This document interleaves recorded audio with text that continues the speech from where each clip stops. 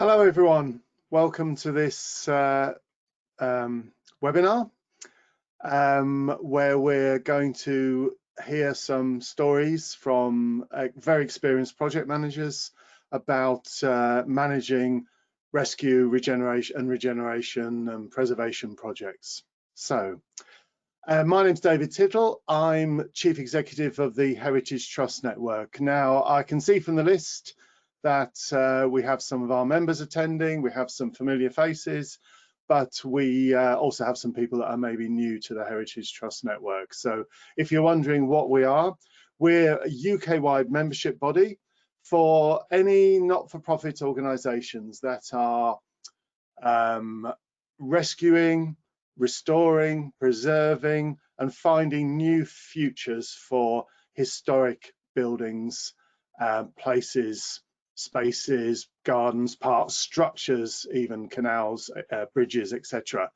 And our members are many and varied, from national names like the National Trust, the Landmark Trust, people that look after big grand houses and castles, but people who also look after modest cottages and canal buildings and so on.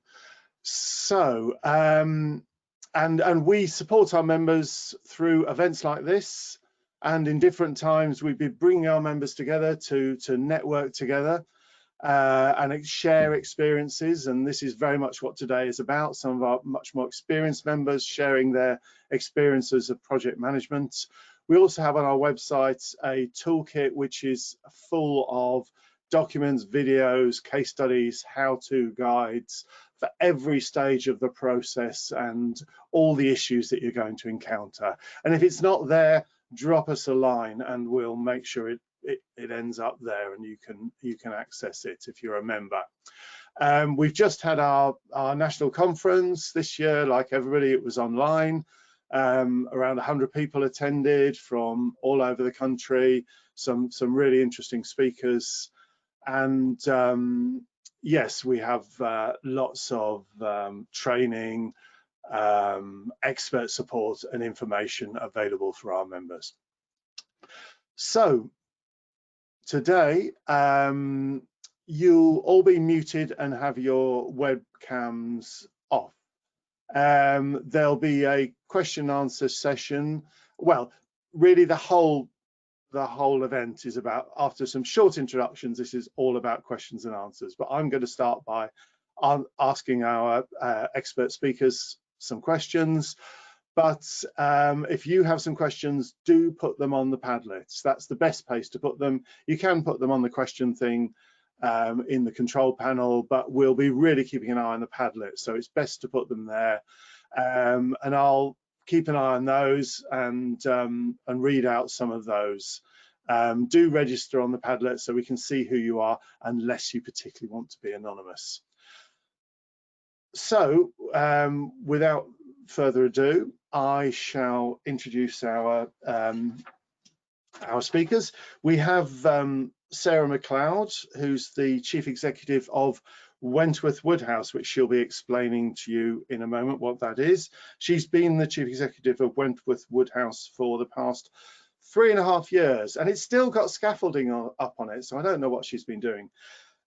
Before that, she was Chief Executive of the Arkwright Society for 8 years, and Arkwright Society isn't a society to celebrate the character in open all hours. It's looks after Cromford Mill in a sort of, which is part of the World Heritage Site.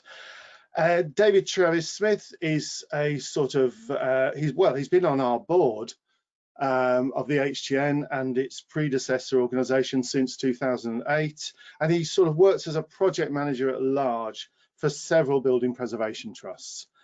Andrew McDonnell is the staff director of the Glasgow Building Preservation Trust and has lots of interesting stories about life restoring old buildings in Glasgow. So I'm now going to ask Sarah to, Andrew first to tell us about what he's up to in Glasgow. Well, good morning and thanks, David, and greetings from not quite so sunny Glasgow here. I'm Andrew McConnell and I'm the Staff Director at GBPT, where I've worked since 2014. We're a traditional trust in the sense that we pass on our completed projects to charities and community groups to operate over the longer term. Our project portfolio includes an old fish market, a fountain, former schools, churches, railway stations, a bandstand, stable block, and some Doctor Who style police boxes. Our role is often complex and challenging.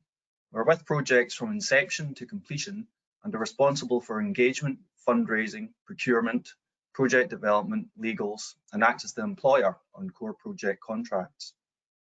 Our developer role enables us to use our charitable status and experience to develop and deliver complex heritage projects, whilst our project partners are free to focus on delivering their much needed services and activities. And I think this year more than ever, we've seen how important those services can be.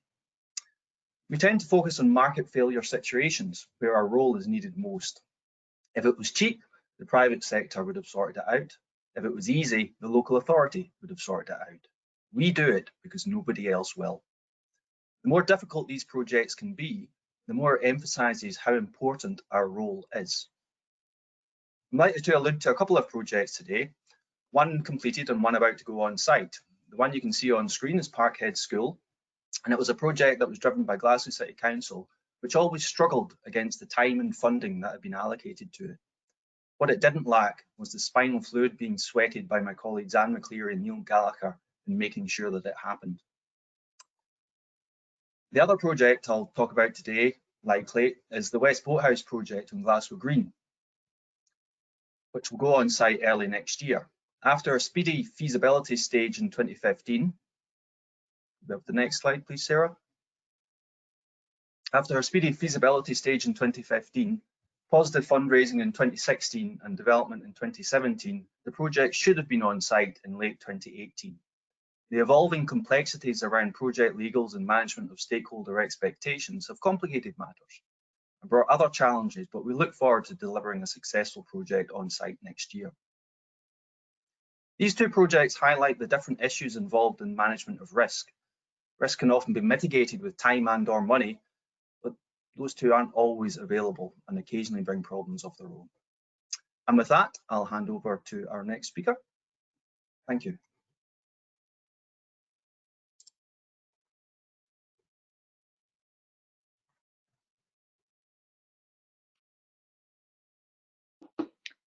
Well, we get two now, two for the price of one. So I'm Sarah Mccloud, and with me is David Trevis-Smith. So David and I have actually worked on a number of projects together. So we thought we would present our introductions to you jointly.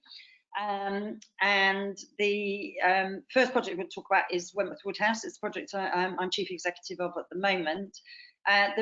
Although Wentworth Woodhouse is an enormous project, we are a relatively new trust with all of the challenges that a new trust takes on when it's formed. So we only came onto site at Wentworth in March 2017. David is our project organiser, and we have a multi-million-pound restoration project ahead of us, multiple projects really, that will take us through the next 2 decades. Not David and I shouldn't think, throughout that period, but we're certainly here at the start.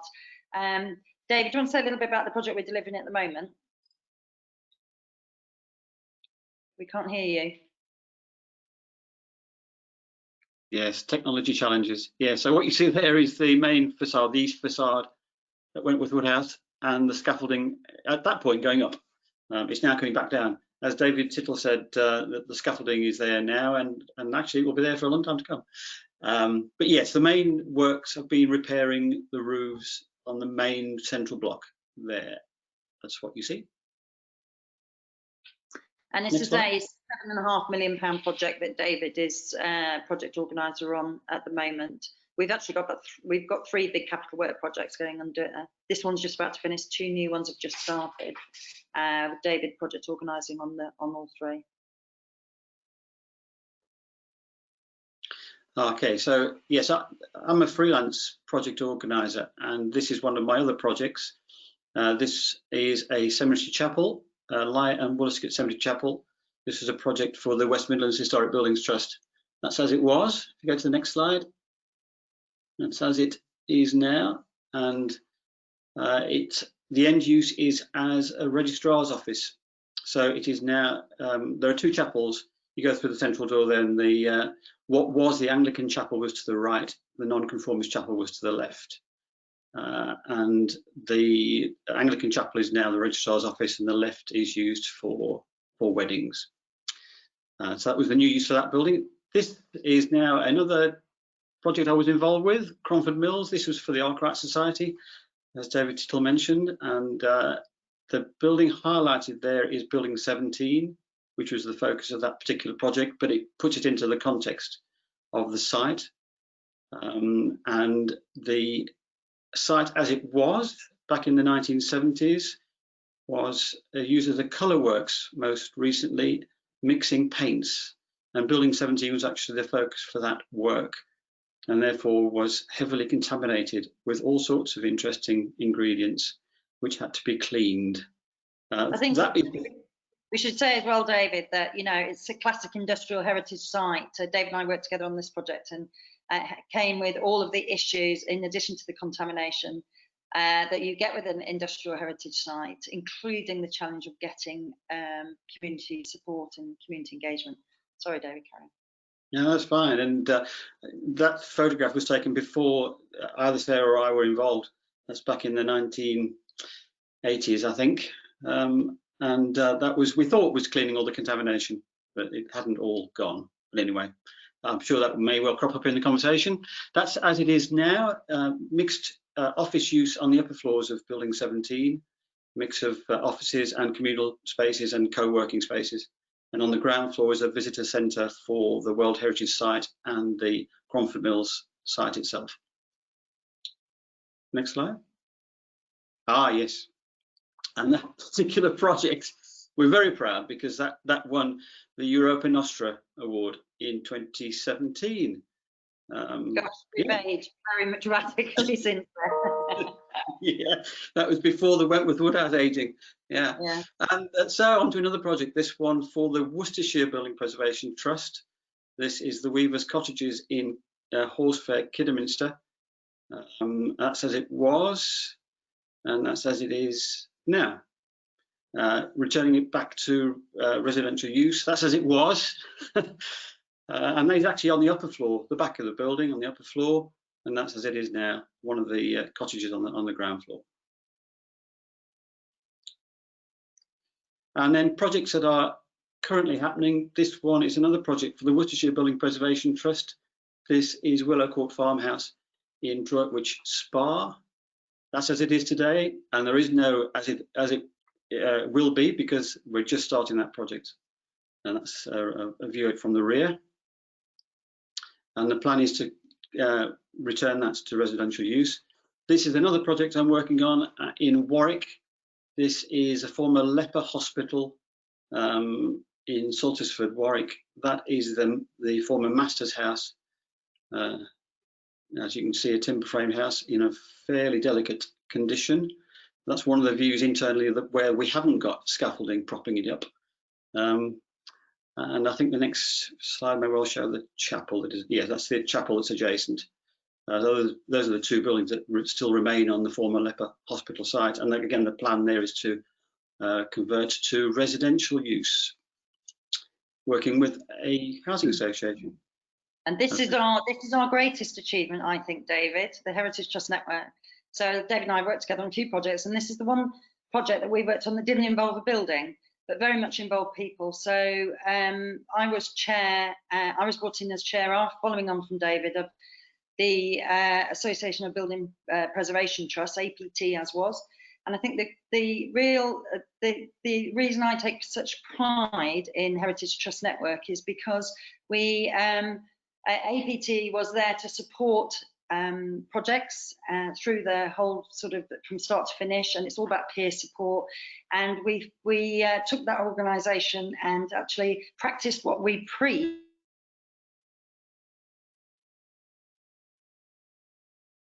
Oh, you've frozen on us, Sarah.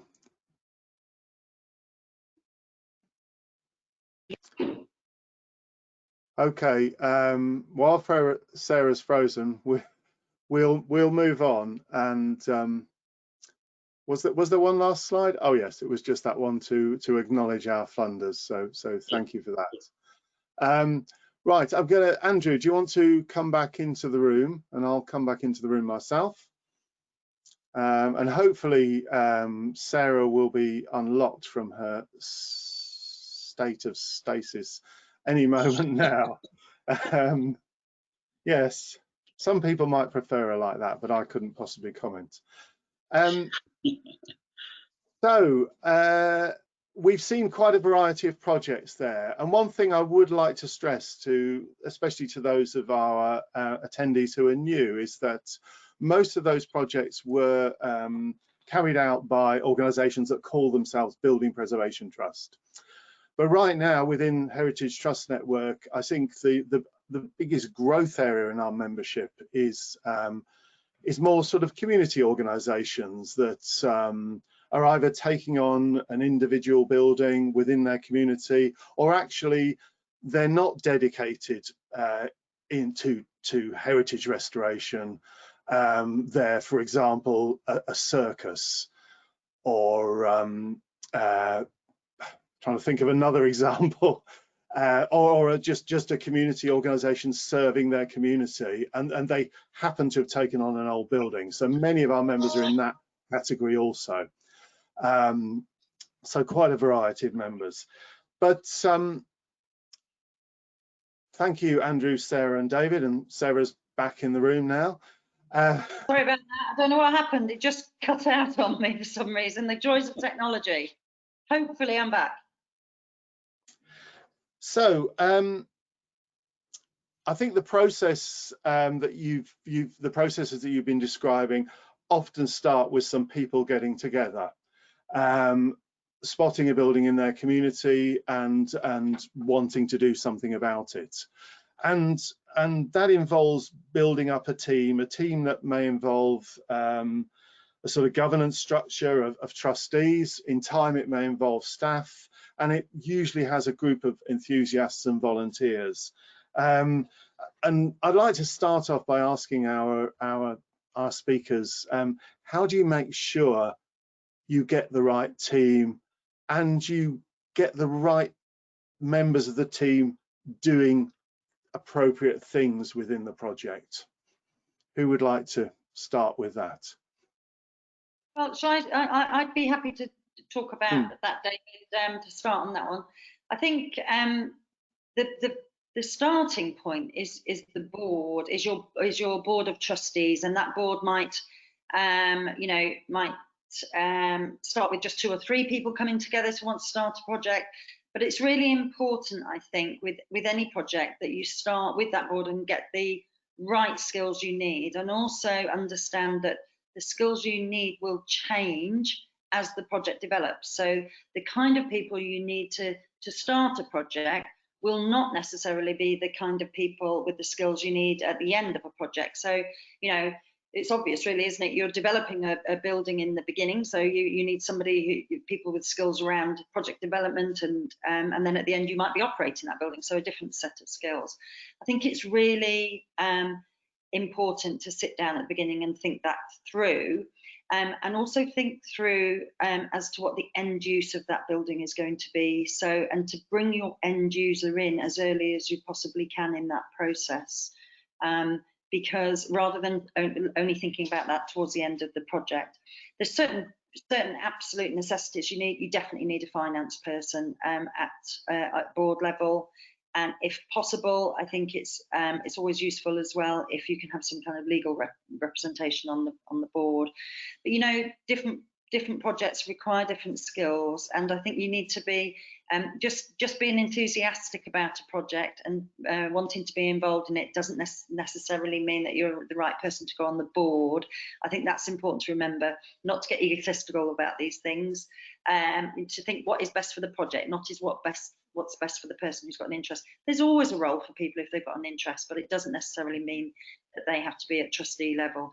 Being a trustee on a project is a big demand, a big ask, and so it's important you've got the right people there. I don't know if anybody else wants to add to that. Andrew. I'd maybe just chip in that, quite often it can be tempting to recruit people into projects who are very similar to ourselves, with a similar background and experience, when actually, as Sarah's just indicated, you need very different set of skill sets for what you're trying to do. And quite often the task that's ahead of you is totally different from the core skill set of your organization. So it's a standard one for all charities, I think, to try and improve the diversity of their board, but that's diversity of thought as much as anything else. So you're needing, it's not to say that somebody with a background in shops, for example, or a bit more commercial, wouldn't have a meaningful contribution to make to a heritage board, because there's much more of a sort of business acumen to a trading acumen that is going to help to strengthen your board. So yeah, putting it out there, advertising openly based on the skill sets and experience that you think you're needing across the board and areas that Sarah's touched on: legal, finance, governance, core foundations.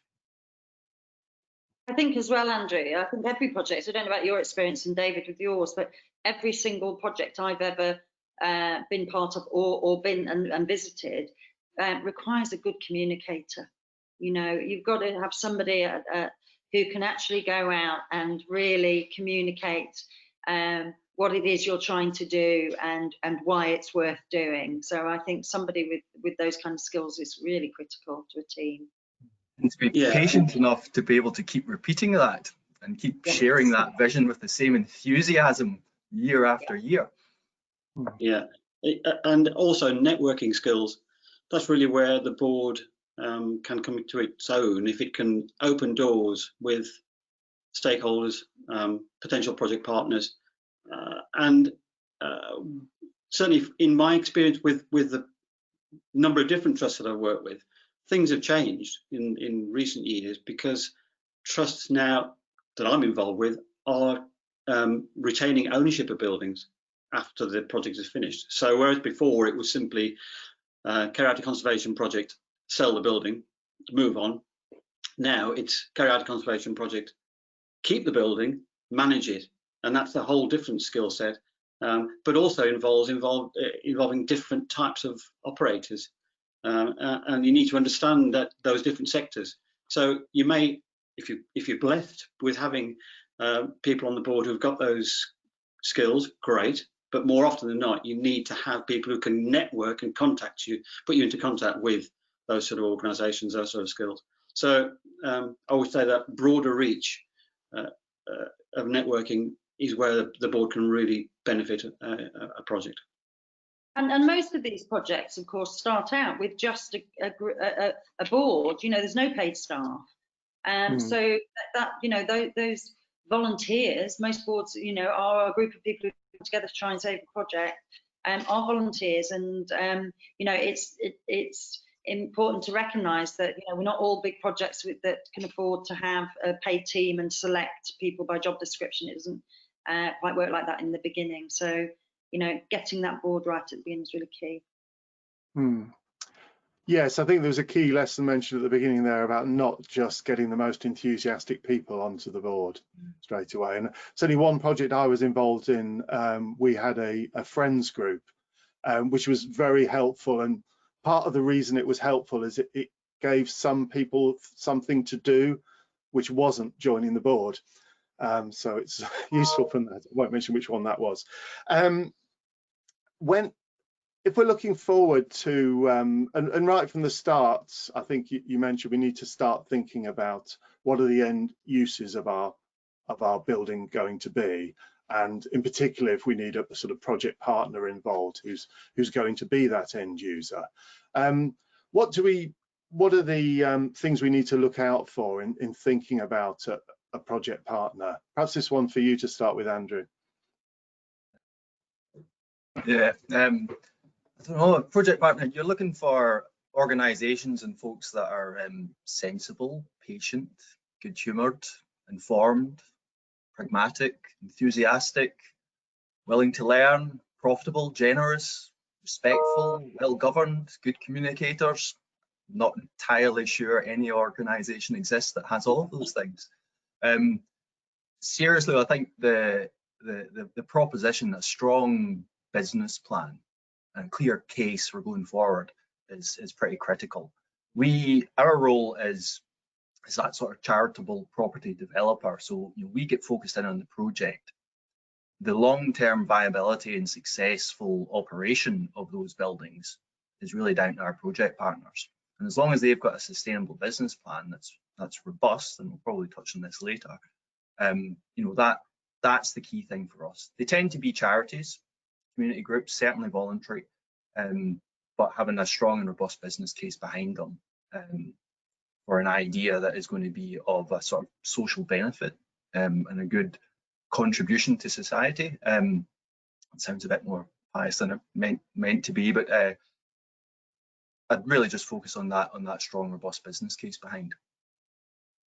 I think that the way we've done it, just to add to that, I agree with you entirely, Andrew. At Wentworth Woodhouse, we set out, when we first formed as a trust back in 2017, and more recently, just recently, we've reviewed our core values. We set out 10 core values as to who we are and what we stand for as an organisation. And when we're looking to work with partners,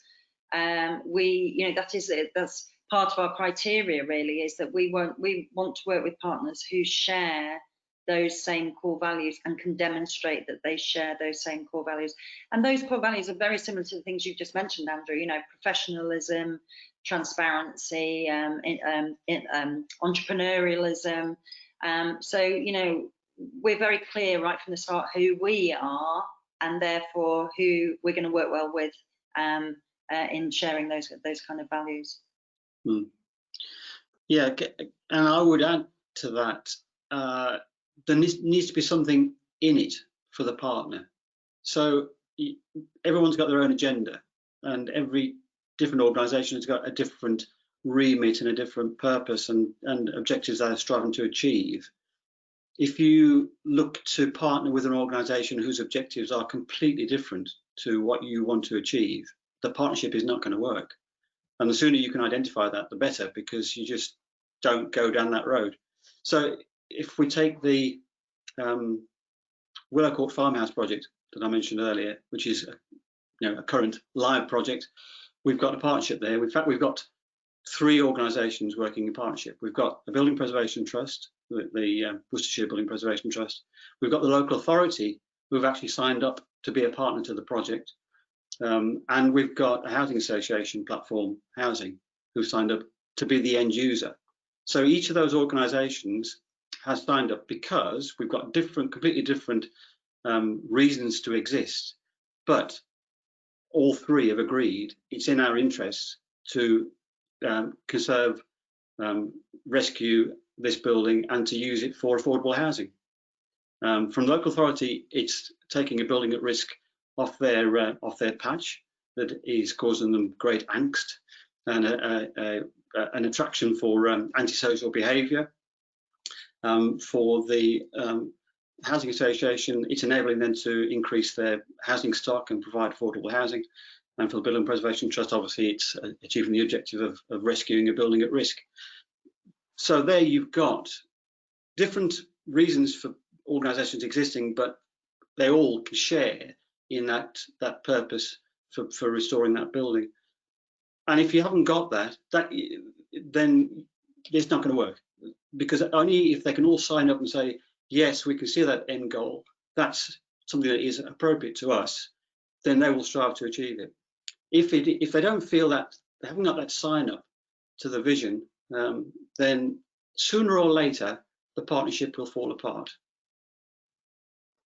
Can I just add one more thing to that as well, is just around the importance of partners, and that it's really important as a building preservation trust to understand what your motives are for a project, and recognising that you may not be the best end user. Lots of projects I think lots of people come together with a project and they see that they're going to develop the site and operate it themselves. And often that's not the best solution. And I think being brave and letting go of control to a certain extent and accepting that it would be better to work with a partner who has the expertise, who has the skills, who really knows how to operate that building after you've finished, is a really important thing as well. So it's about recognising that you would be better with a partner at the beginning of the process before you actually then go out and seek one. And I guess this relates back to our question before about the people involved in the governance, that we need to think very early on about whether we're handing the building over or operating ourselves, and that will partly determine who we want to be involved in the long term.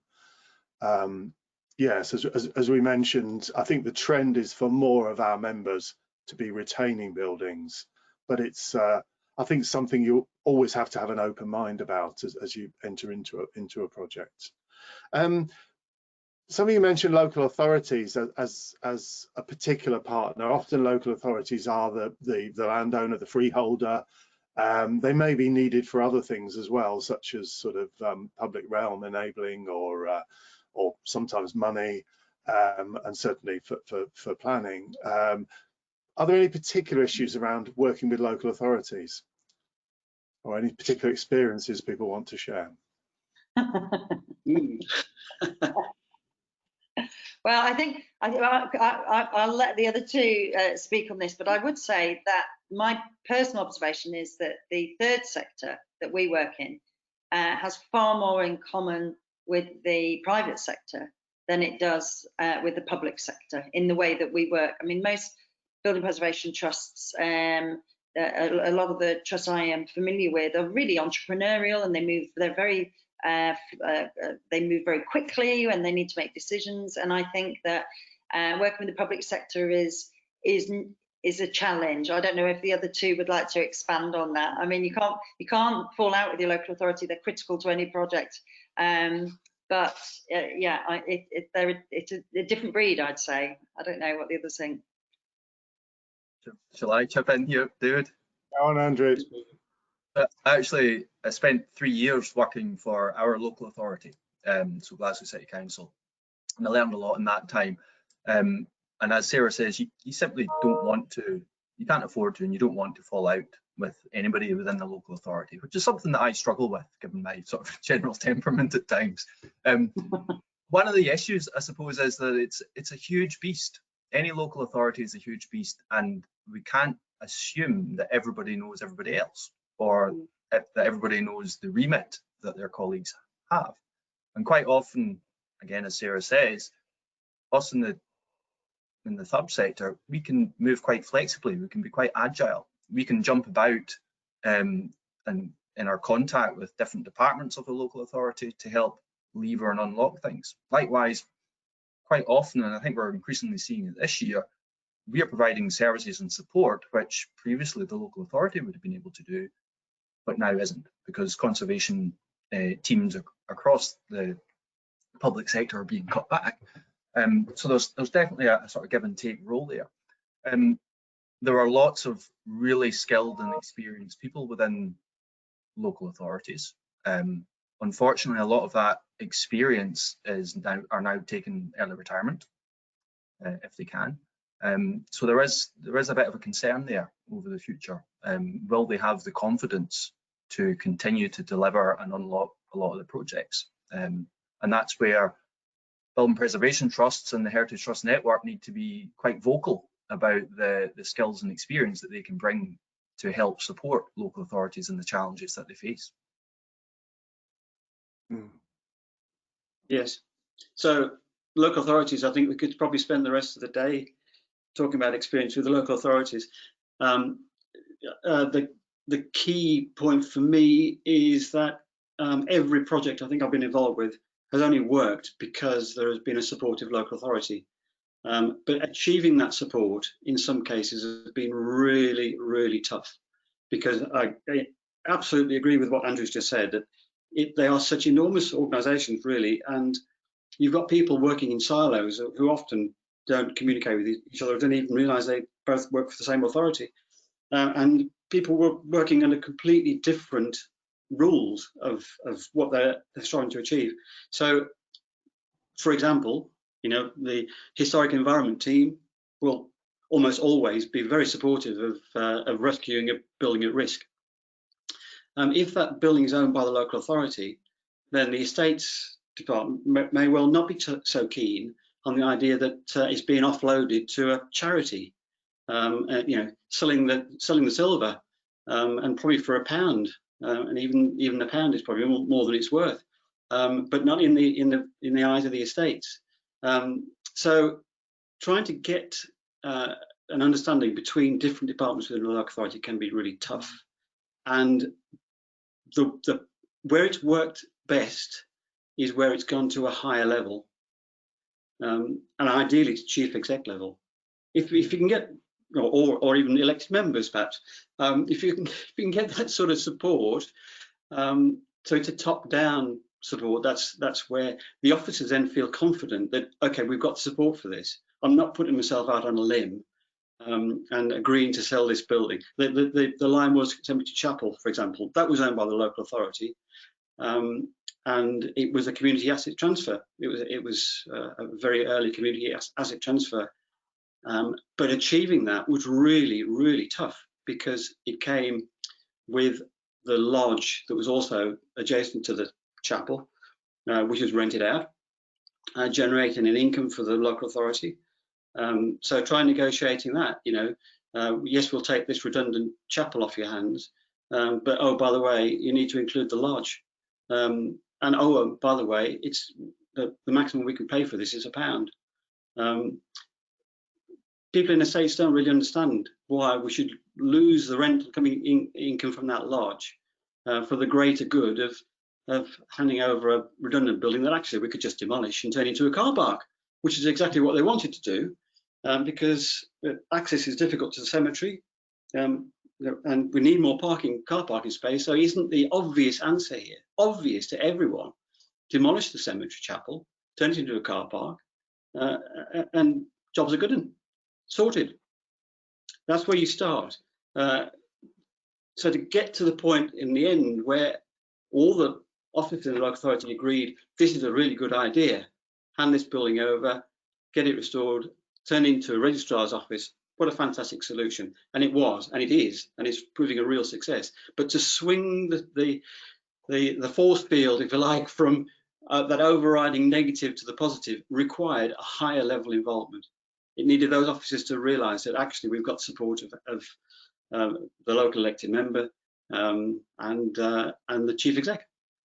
Can I just pick up on something Andrew said, David, about the local authorities shedding conservation staff and planning staff, which is a really important point. And just to, you know, every cloud, if that is the case in your area, grab those people, get them on your board. You know, having somebody who's a really good expert on in planning or from the conservation side might be just what you need on your board. So if you do hear of that happening, you know, try and see an opportunity there rather than just a negative.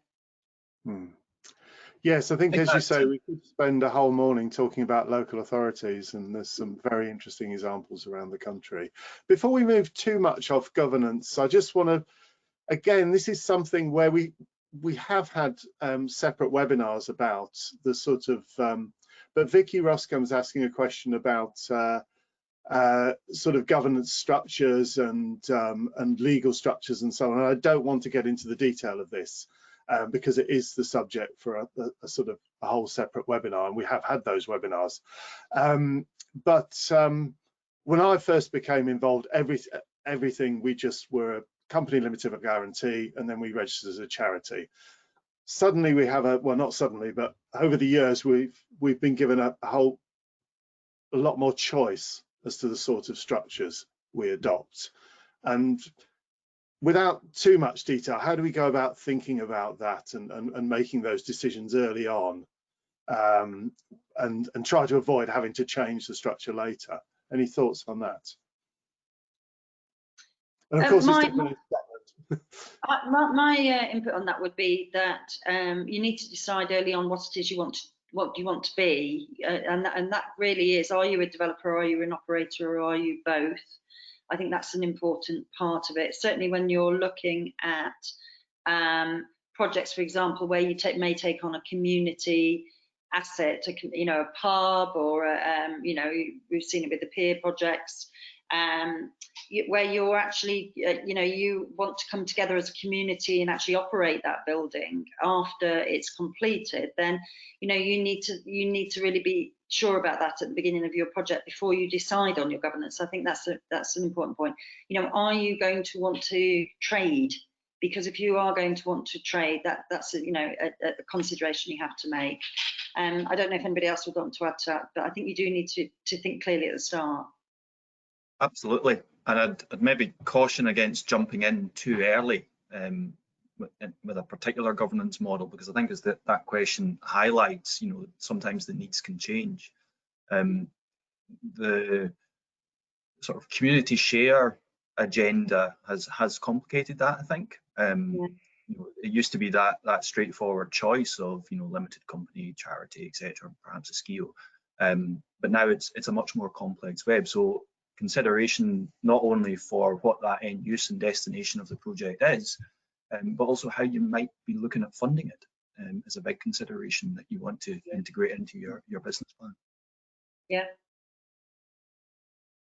Okay, I suppose what I'd say about this is get specialist legal advice, and by that I mean your average high street solicitor is useless on these matters.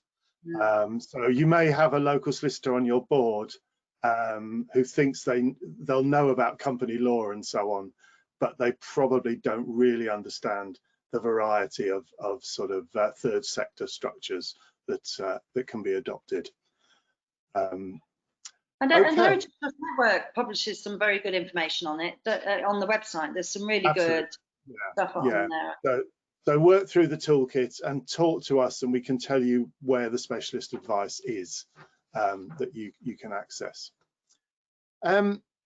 Just on this, I suppose something that's often comes up when we're, again, thinking about the people involved in our projects and the contractors and the partners and so on, the issue of conflicts of interest often comes up, particularly because often the people that want to get involved in our projects, perhaps want to come on our boards, are also people that are maybe thinking, oh, I'd really like to do some of that work in the future, and that's very natural, and they're often very good people. So how do we deal with those conflicts of interest questions? David, do you want to start on this one? Yes, sorry. Yes, shall I start? Yes, and there is a nervousness sometimes of people on the board whether they can tender for work or not. And the answer is that they can. It just needs to be done in the right way, doesn't it? So if someone who's on the board wants to tender for some work, then it's got to be done in a completely impartial way. They mustn't have any involvement in the tendering. And if they are successful, then they will probably need to at least not be involved in any of the trust council management discussions on that project, or in many cases they choose to stand down for the period of that project. So from a practical point of view, it can be managed, and so I don't think anyone should be put off doing it, because very often you've got very good people on the board who are ideal candidates. But I think where there is a new challenge on this, if you like, is with insurance. And I know that professional indemnity insurers are getting quite difficult over this situation, and I don't think really, well, I'd be interested to hear the views of the other members of the panel as to whether there's any light at the end of the tunnel on this one, because I do see it as a challenge at the moment. The insurers are getting tougher and tougher and more difficult about this, and saying, well, yes, okay, you say that you're not going to be involved in any decisions by the board about this project, but we're nervous about you are still involved, and therefore, you know, and we're not sure that you're insurable. Now that's a real threat, because that if that actually transmits into good people not tendering for work, we've not got an enormous pool of people with the specialist skills to call on. It's a real issue, I think, if we start losing people, failing to tender because of this concern over PI insurance. Anybody else want to come in on that? I'd maybe suggest that, in terms of the good governance of your organisation, you want to be obviously maintaining a register of interests, which will help you flag up at an early stage what potential conflicts might be. And it's really important to clarify those obligations of your trustees, those responsibilities that they carry to them, particularly if the new trustees are coming in with a motivation to win some work. Your governance needs to be super clear about potential conflicts. Your trustees and your staff need to know. And I'd always be hugely wary of contractors and consultants bearing gifts in that respect to try and win work. Metaphorically, those gifts are ticking. You just don't want to go down that route. I don't think we've not had that issue where we've had trustees that are wanting to try and win work in that sense, because I think it's always been very, very clear that you just don't go down that route. So I'm not sure our situation is quite the same as yours, David. I think that conflicts of interest, as David said, it doesn't mean that things can't happen. I think it's all about transparency and openness and governance, as you say, Andrew, making sure that and recognising that there potentially could be a conflict. That's the big part of it, really. Is often, I think, people don't recognise there is a conflict in the first place, and that's when the trouble begins. It's only later down the line when somebody else recognises that there's been a conflict. So I think it's just thinking through, being very careful when you're making decisions, and even with things like receiving funding. We've had an incident recently where we were invited to apply for funding from a source that, after some consideration, we decided there was a conflict there with the where that money came from and what our own values are as an organisation. So we actually, and it's the first time I've ever had to do it, is to decide not to accept some money that potentially was going to be given to us, which was, really, I had to do it through really gritted teeth. But nevertheless, there was a conflict there, and it was actually recognising that in the beginning, that that there's and being really honest about it, and particularly to the source of that income as well, and being able to say that we're really sorry, but this can't happen because there is this conflict. So I think it's recognising it and just being really honest and open. And if there is a way through it, as long as you do it completely transparently, then don't give up just because there appears to be a conflict, I guess. I think perceptions are pretty important as well, particularly if it's a high-profile project. Sometimes it might be something you want to bring your funders in on and flag up to them in particular. Yeah. Okay, there's a question on the Padlet about which relates to funding, and it's the fact that often we're putting together packages of funding from different sources, and those funders may have different agendas and different timescales they want that they're working to. And so the question is whether the panelists have any advice about how you juggle those things, how you marry them together. Well, I think this is David Trevis-Smith's area of expertise. We've had so many challenging situations over the years, haven't we, where we've had different funders with different objectives, and it's who takes priority, I think is the golden question here.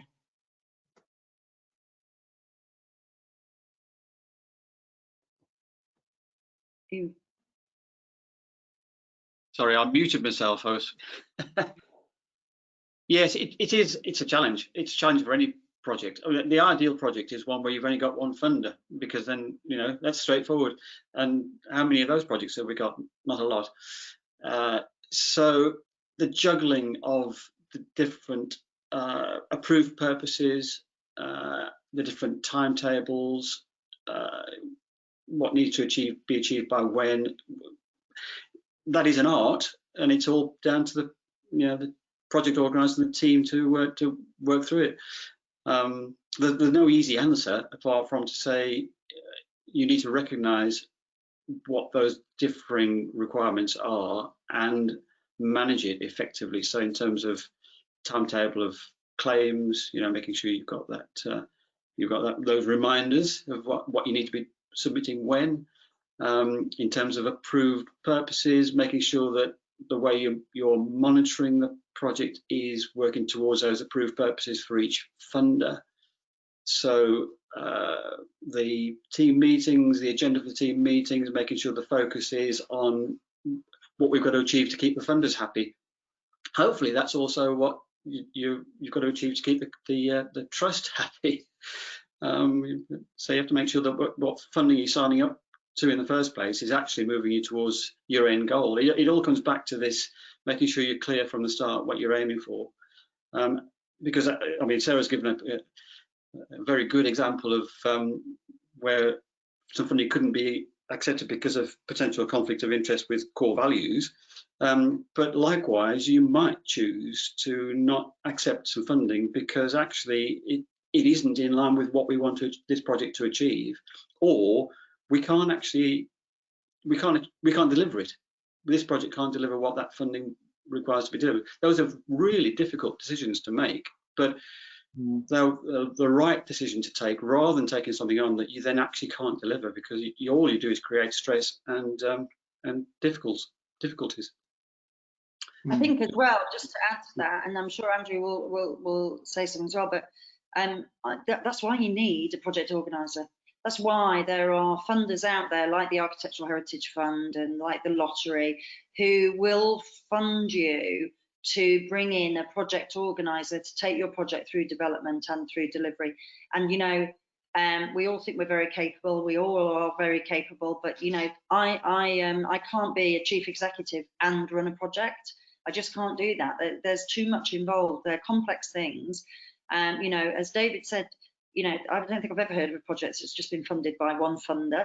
You tend to find you get lots of different funders who fund different parts of the building. So only certain elements of the project are eligible for their funding at completely different intervention rates. So your funding matrix becomes very complex, and you need to have general funds as well, you know, donated funds from the public to plug the gaps where you don't have funding. And it is really complex. So, you know, my advice would be, don't take it on yourself. Bring in a project organiser. There's plenty of good project organisers out there. David Trevis-Smith is the best of them, and I'm afraid he's not available because he's too busy working with me. But there are some great ones out there. I mean, and certainly if you network through the Heritage Trust network, you know, you will find them, but you do need them. It's a specialist skill. It's a complex thing to manage. Ideally, most of your funders will be aware of who else is funding and what the various objectives are and what the different timescales are. I am aware that in some projects where there have been difficulties around the timescales of spend, quite often there'll be funders meetings called, where they have an open and frank discussion about what the different priorities that they have for getting money out the door, and quite often they can help you find a solution. The key thing there, as always when you're dealing with funders, is being open and transparent about what you're doing and what the issues that you've incurred are. Yeah, I think that's a very good point, because funders very rarely fund 100%. They want there to be match funding. They want there to be other funders. So they you know, they have to accept that those other funders are there. And if we're transparent about that, then it makes life a lot easier. Yeah. Yes, I would endorse that. And also sometimes you can be scared to actually raise an issue with a funder, because you think, well, the last people I want to let know that we've got a problem here is a funder.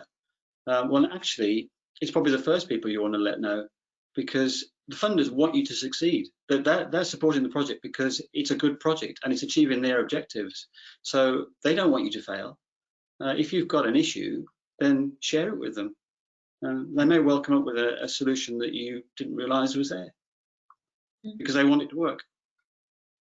One of the challenges we had on the Parkhead School project was around this issue. We had funding that had to be spent within a financial year, but we weren't in direct contact with the principal funder there.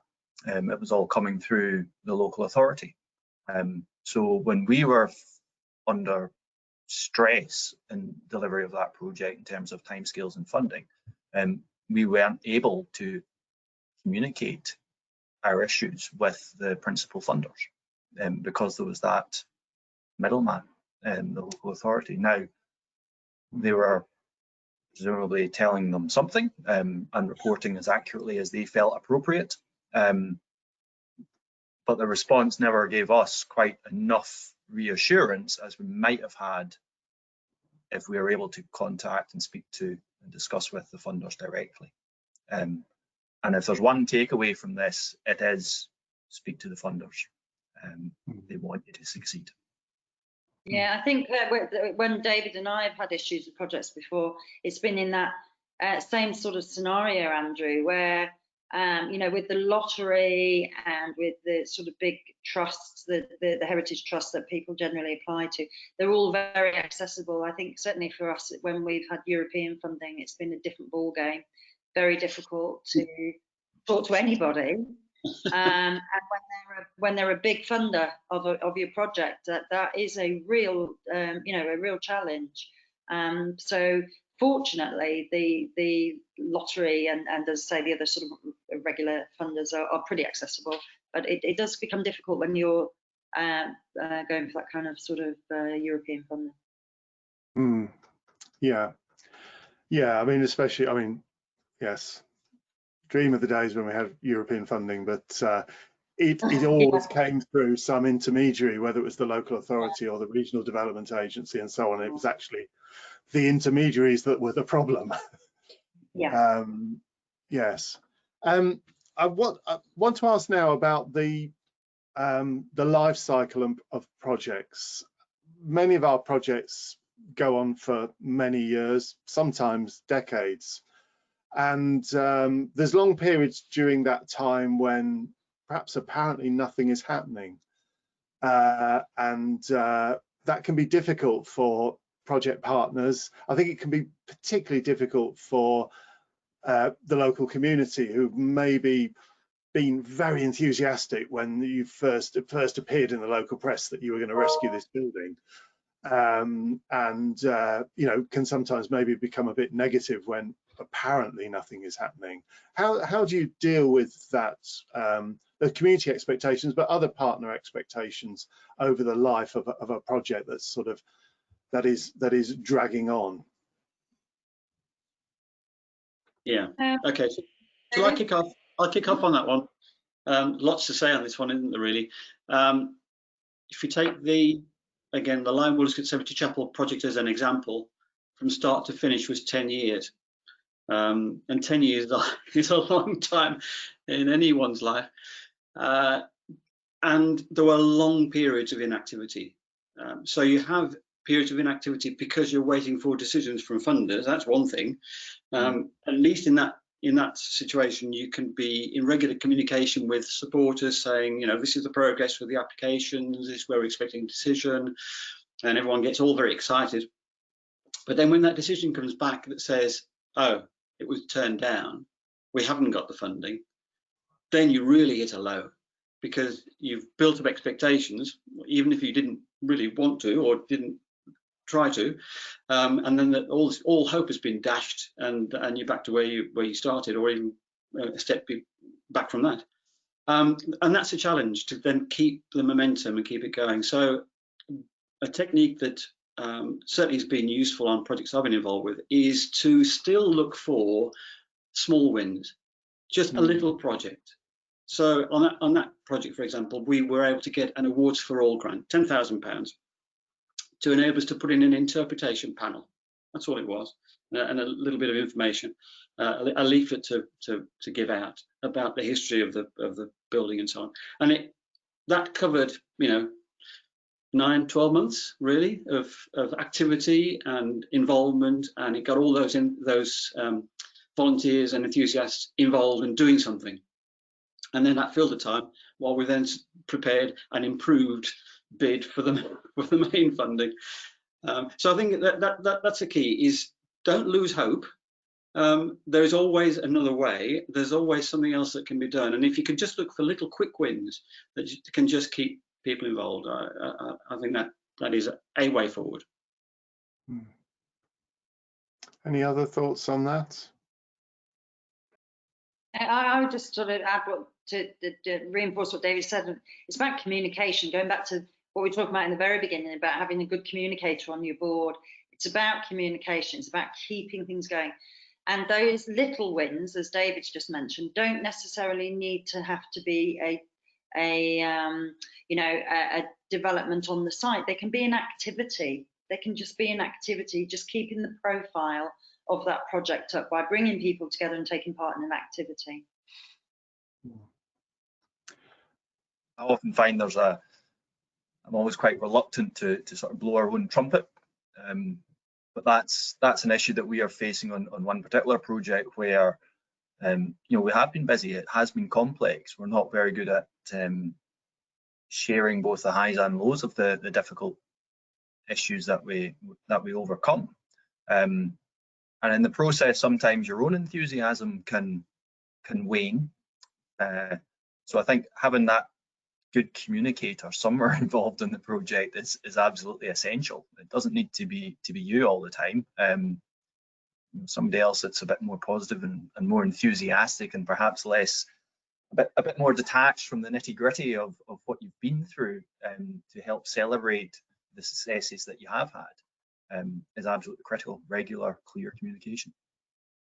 Yeah, I mean, an example of that actually for us recently has been obviously during lockdown, where very little has been happening. Although, to be fair, our building contract has managed to continue on, but nevertheless, we've used film. Our volunteers have independently at home made little short films about themselves, why they volunteer, what their role is, why they like doing it, what they get out of it, and then posting them through. And then we've been posting those out on social media. So actually, although there's been no volunteering taking place at all, and all of those wonderful volunteers have sort of, I was really concerned there would be volunteer drift during this lockdown period. We have managed to keep that momentum going by getting them all involved in doing something. Make a short film, send it in, let's get it out on social media.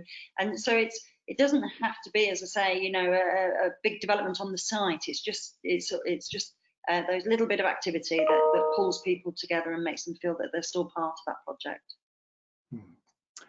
Yes, and I was speaking to another member that have had to stop work during lockdown on their project, and they took that as an opportunity to get their volunteers researching the site, working on future interpretation materials, so that they've got all that in the bank for the future. There are a couple of very specific questions on the Padlet, and I'll come to those towards the end. I just wanted to ask now about the whole question of risk and things going wrong. It's often said that if something can go wrong, it will, and we often encounter things as a result of projects. Maybe it's to do, things to do with the structure of the building. We suddenly discover some horror, or it may be other sort of more human factors to do with loss of funding or partners pulling out, or those sorts of issues. How can we sort of anticipate and deal with risk through the life of a project? Yeah, well, yes, we've had all of those that you've just listed. And more. And more, yeah. So bats, asbestos, funders pulling out. Yeah, you have to expect the unexpected, don't you? Because despite all the best planning, things will happen. That's the nature of these projects, the nature of historic buildings. You never know until you open up the building what you're going to find. So the key is to have a good risk register. And I'm surprised that Sarah hasn't already said something, because yeah, I'm known as the risk register king, I think.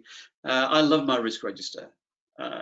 And it's not a boring document that you write for a funding application and then you put it on the shelf and let it gather dust.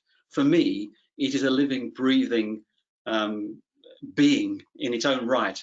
It's the gospel that we refer to it in every meeting to see where are we on the risks, where are the high risks at the moment, and what new mitigation strategy do we need to consider. And that risk register will not cover the unexpected, because by the nature of the word, unexpected means you didn't expect it, so it's not on that risk register. Although I did hear one of the recent HDN events, and I can't remember which one it was now, a very foresighted project that had actually got on their risk register what would happen in a pandemic, and therefore had their action plan all ready to go, and were able to respond straight away to the start of the pandemic. And all credit to them, they're ahead of the game. But even so, because you've got generic risks on that register, it gives you, you've started the thought process. So whatever unexpected event does come along, you've already got the bare bones, and you've got the structure there to think through, okay, how do we respond to this? So I could go on and on and on about risk register, but I'm not going. I'm going to stop at that point. I think what it is, David. David, you are the king of the risk register, and I think that I personally think that it's about being prepared, and it's about making that risk register accessible and digestible. What you don't want are reams and reams and reams of paper that are all around a risk register, because nobody will read it and nobody will get engaged with it. You know, you want your risk register to be, as David said, a working document that you refer to throughout your project. That is a pleasure to read, not a you know, a chore. And I think you just also need to be aware that risks change, and that new risks come along and other risks go away, and so it does need to be reviewed regularly. But keep it simple, keep a simple RAG system, red, amber, green, you know, and make sure that you are prepared for those red ones, you know, that if they come to fruition, that you're prepared and you know how to deal with them. It's all about preparation, and it's absolutely in your interest to have a good, clean, easy to read risk register. Absolutely, and I think the communication of it with your stakeholders and partners is pretty critical, because if something does happen, you know, to be forewarned is forearmed. Was it Donald Rumsfeld that talked about the known unknowns and the unknown unknowns? You know, we knew on a certain project that the condition of the building was going to be bad, and that there was a limit to the funding available, and the timescale was a pressure. And to try and mitigate that, we suggested a sort of an enabling works contract, you know, a strip out contract, to help us ascertain the costs and the condition more accurately, in our view, to mitigate that risk. But that wasn't successful. It wasn't something that our project partners wanted to proceed with, which is very frustrating. And sometimes you do just have to check that your helmet is fixed securely and that your nappy is securely sealed, and just brace yourself for what you're about to go through. I think with the other thing, if you're a new organisation and you've not done a risk register, use Heritage Trust Network to put you either, you know, to help with the toolkit by providing some guidance, or putting you in touch with another organisation, a more established trust that has got a good risk register, because we're all willing to share. You know, we'd all be very willing to share, because you're never going to. You're probably never going to recognise all of the risks, and it's always good to look at somebody else's and see what they put down and think, actually, yeah, we haven't thought about that. That is potential risk on our project as well. So, you know, should learn from others. Yeah, and I guess everybody now is going to put pandemics on their risk register. Just as a few years ago, they put volcanic dust clouds on their risk register. So. We have discovered through the Wentworth Woodhouse project, David, we have discovered who wins, bats or asbestos, who trumps who. So I'm not going to give you the answer, but that was an interesting challenge for our risk register. When you discover both bats and asbestos in the same place, how do you tackle that? You just need to breed asbestos-eating bats. That would just sort of on the same theme, and thinking about the sort of question of end users, and right at the beginning of this session, you talked about getting sort of thinking about your end users right at the beginning of the project, and perhaps, you know, forming a partnership with them and talking to them. But, you know, we've learned how things can change as regards different parts of the economy. I guess if we had a big city centre building that we were restoring a few years ago, and we'd got Debenhams to promise to come into them, we'd be cock a hoop, wouldn't we? So how do we deal with those sort of changes that can happen during the life of a project to the sort of, you know, the economics and the viability of end users? I think it's about being prepared. I mean, obviously, you know, you can't always know what's going to happen. Of course, we don't all have the capacity to look into the future, but I think that be as prepared as you can, and also understand that you're not the first person this will have happened to. You're not the first trust this will have happened to. We've all worked with builders contractors who've gone bust. You know, it happens. The building industry is a volatile sector, and you know, you won't be the first. So again, use your network. You know, if you foresee these kind of problems coming, or they're on the horizon and you're terrified of what's about to happen, go and speak to others who've actually gone through that process, because there are others out there. It's not just you. And I think, you know, it does take, you know, I think from experience and from talking to other trusts, you know, when bad things happen to you or difficult challenges come along, you do automatically assume that you've done something wrong and that you're failing, and that you're the first organisation this has happened to, and that's simply not the case. You know, builders can go bust, your partners can pull out, you know, there's all sorts of scenarios that can happen. Get as prepared as you can. Make sure your team is, you pull together a team in the beginning, a project organiser with, you know, good experience, and use the network. Go out and use those, because you know, other sites are willing to help you through that process. People who've gone through a horrible process will be more than happy to share that experience with you. And I'm sure, Andrew, you'll have something to say on that, because I know you've had a lot of challenges as well as David and I. Yeah, absolutely. I think for me, it comes back to the robust business planning. And given that we're just talking about risks, including some of these risks within your business planning right at the earliest stage. We had one project where we'd been involved for about 6 years, pretty intensively. And our project partner, because they were going to end up running that building, they were taking the lead on the business planning. And we never doubted their commitment to the project, because they wanted that building fixed up. You know, it was an absolute blight on their community, and they had a good idea for making use of it. But ultimately, the business planning that was carried out was seriously flawed. And when there was a change of management, our project partner, they quickly realised this. I think previously they'd been in denial, but the change of management flagged up the issues that were facing them, and they thought this isn't something that they were going to commit their organisation to take on, because they saw that business planning exercise relied on overconfidence.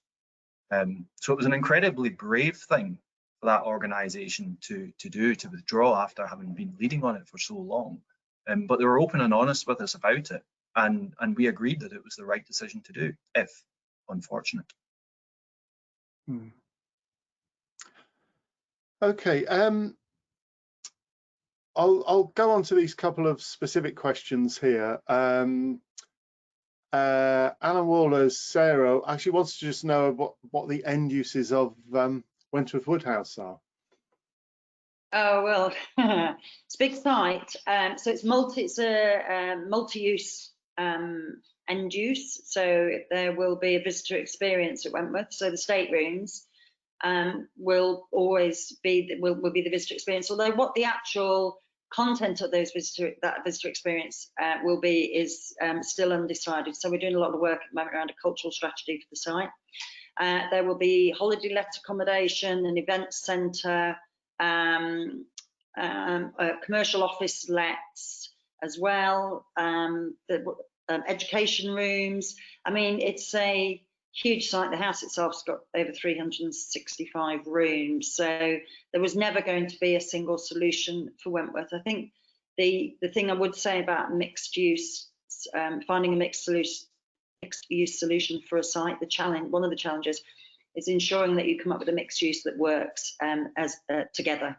So, you know, a lot of people have come to me since we launched the master plan at Wentworth to say, why aren't you doing high-end luxury housing and apartments there? You know, we'd love to come and spend £2 or £3 million and have a luxury apartment at Wentworth Woodhouse. Well, that won't work when you've got coachloads of tourists coming in and gawping in through your window. So you've got to think that mixed use through carefully and ensure that they complement, the different uses complement one another. I think just the other thing I'd say with Wentworth Woodhouse is that our master plan lays out our plans for about 75% of the site, but there's a big chunk of the building in the mansion that we don't really know what we're going to do with that. And I think we've made the decision when we were doing our master planning that rather than just come up with an idea of what we're going to do for the sake of it, that we would actually be quite brave and say, we don't know what we're going to do with that part of the building yet, but we will progress with the rest of it. And we feel that with time, you know, the use will evolve by itself. We'll get to better understanding, really. But, you know, you're looking at a 20-year project, so the needs of will change. So in 20 years' time, you know, we may be living in a very different world. So I don't know if Dave, do you want to add? There's anything that I've missed there on the use? No, that's pretty good. But on that last point you just made, it is for constant review, isn't it? So the part of the site that we've identified for events, conferencing facilities, obviously that's a big question mark at the moment, but hopefully the vaccine will solve all that. And by the time we get to it, things like COVID will be a distant memory. I think one other thing just to mention as well at Wentworth is it's not just about the buildings, it's about the gardens as well. So our conservation and regeneration project is about the whole site, and particularly post-COVID, you know, the landscape is a really important part of that development. So ensuring that people can actually come and enjoy the great outdoors is a big part of our role as well in developing the landscape. And actually that's something that's quite new for me. So, you know, I'm learning from the landscape experts at the moment on how best to restore and regenerate a landscape. So it's quite an interesting place to be. I think that's a good point, which refers back to our previous discussion about risk, that mixing uses. I mean, you know, I come from a sort of urban design placemaking background, and you know, we always love mixed uses for what they can do for places, but what mixed uses can also do in terms of sort of viability and mitigating risk, I think is and even the, you know, the project I was originally involved in, which was a very small 6 medieval cottages, actually has within it 4 uses, and I think that's been really useful for that trust to keep going over the years with the ups and downs of sort of different types of uses. I think as well, can I add to that, David, just on the mixed use thing, you know, you need to think about seasonality as well, because projects need to be sustainable. And, you know, if your project is going to fundamentally be a tourist destination at the end of it, a visitor destination, then you may find that a mixed use that brings you in a winter income as well as a summer income makes your business plan a much more sustainable model. So it may be that, yes, you rely on your visitors in the summer who come and actually spend their money on your site, but then you might run a small conferencing in pre-COVID days. You may have run a small conferencing element as well, which tend to run very, tend to be busy during the winter months and not at all in the summer. So it's finding a business model, a mixed use that balances in terms of your cash flow. Okay, the other sort of very specific question was for Andrew, really, somebody from Glasgow who's wants to bring a heritage cinema back to life, but feels that they're not eligible for some of the funding that's available, and wants to work with, I don't know if they're trying to chat you up there, Andrew, want to work with an external organisation. Any advice for them? Yeah, I mean, this is quite a common sort of inquiry that we get. The issue here, because I know this site, it's private ownership, and there's a lot of momentum just now around sort of community ownership of land and buildings, and the Development Trust Association are doing some amazing work in supporting groups in those acquisitions. Private owners often have a misplaced sense of what they can get out of selling buildings and land to community groups.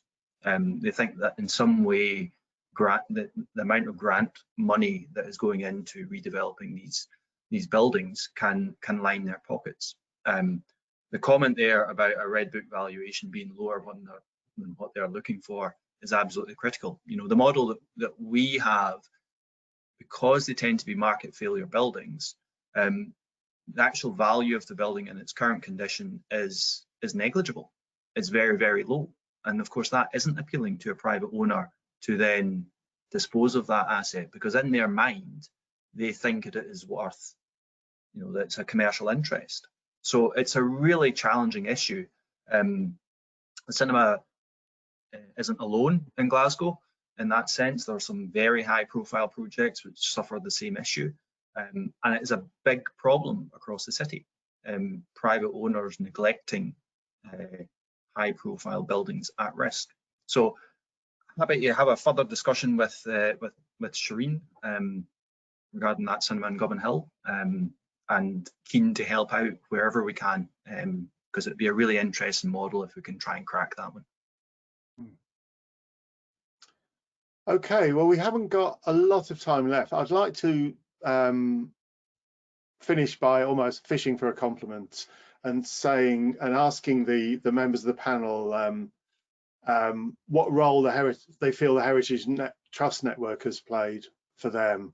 And I would say that other networks are available, and we often, some of our members are members of other network type organisations, and we would encourage that if they can, as long as it's not at the expense of joining us. But perhaps you could talk about the importance of networking and linking up with other similar organisations. Who'd like to start? Well, Andrew? Yeah, Andrew. I mean, just this week alone, I was speaking to another HTN member about a variety of different issues we had on projects and also in our own organisation. And just having that sympathetic ear and a bit of understanding about some of the challenges that we faced is hugely beneficial. There's the sort of technical input and expertise that it brings, but also the sort of motivational pep talk that comes with it. So it's absolutely critical. It's the sort of go-to safety net for anybody working in heritage projects. Yeah, I would say that through Heritage Trust Network, I know who the best people are in the business. I make sure that I get them involved in my projects, and I only know that because of my involvement with Heritage Trust Network. And Heritage Trust Network conference. Now, unfortunately, I wasn't able to attend the online one this year, but I've had some of the best times at the Heritage Trust Network conferences. You just come away completely motivated. And you know what? These projects, or anybody who works on these projects knows that it's really hard slog. And it doesn't matter if I'm a pretty up person and pretty confident and bubbly person, but anybody gets to a point, anybody and everybody gets to a point on these projects where you just think, oh God, I don't know why I'm doing this. I really don't know why I'm doing this. And then you meet up with the other HTN folk and you just think, that's why I'm doing it. That's why I'm doing it. You know, it's this passion that people have, and kindness and willingness to share. You never see it in any other sector where people are willing to share information and guidance and support the way they do through HTN. So even if I wasn't running a project, I'd still be part of HTN. I love it, absolutely love it. Okay. David, do you want to add to that? I think really that says it all, doesn't it? I mean, that's exactly what I was going to say. It's the networking, it's meeting other people, because you are so generally isolated. It's got a new meaning now, isn't it? But in terms of working on a project, you very much feel as though you're on your own, battling away sometimes. And to meet other people who are facing the same challenges, the same problems, and have probably solved them, or at least if they haven't solved them, they'll share ideas with you. That's the benefit. And of course, that's also embodied in the toolkit. Let's not forget, that's a great resource where we've all contributed and put our experience and ideas into a resource that everyone can access. Okay, well, I think there's a lesson there that HTN is here for the bad times as well. We really want to hear our members' good news stories and to celebrate those. But I was talking to one member who was talking about those periods when nothing is happening, which is difficult for our partners in the community, but it's also difficult for us when nothing is happening, or we're not really making progress. And that's the time when it can be really good to get involved in network events and so on, to remind you why you're doing it, and to build up your skills for when things do start to happen. Occasionally we get members who sort of drop out because they say, oh, nothing's going to happen here for a couple of years, so we don't see the benefits of membership. But I'd say that's the time to be a member, as well as when things are really active and you're grappling with problems, because that's when you also really need some help. So yes, thank you very much. I think we've had a really fascinating morning, and I think we've pretty much answered all the questions. What we usually do with these Padlets is we'll have a look at them afterwards. If there's any questions that haven't been answered, or if any of our panel members or anybody else comes up with some blinding insight of wisdom, we can add it. We can turn this into a spreadsheet, add some additional comments to it, and we can send it out to all the participants. So if you feel you haven't had an adequate answer, don't worry, we'll take a look at that later and we'll get back to you. But I think we've had a wealth of advice and experience this morning, so I'd like to thank David, Sarah and Andrew for their input this morning, and Sarah Pierce in the background, who's been turning over the slides and keeping an eye on the Padlet for us. And thank you to all our attendees for your presence and sticking with us. So thank you very much, everybody, and have a nice weekend. Thank you. Thank you. Thank you. Bye. Cheers. Bye-bye.